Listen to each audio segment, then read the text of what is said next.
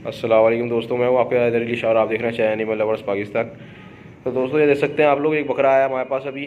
मैं यहाँ से गुजर रहा था, ये अदनान भाई हैं, ये मुझे जानते हैं, तो इन्होंने मुझे पहचान लिया और इन्होंने बोला आप वीडियो वगैरह में बना रहे थे तो आप आगे मेरा बकरा देख लें थोड़ी देर।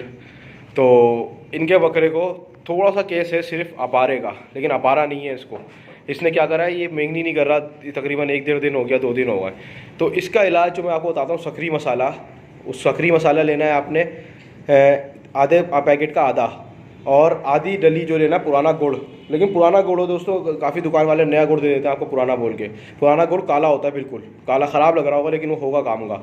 वो गुड़ लें, उसके 2 लड्डू बना के उतार दें, इंशाल्लाह ये सुबह तक सही हो जाएगा। और फिर भी ना हो तो 4 नींबू का अचार लें और 4 नींबू उतार दें इसके, तो ये बिल्कुल सेट हो जाएगा। सही।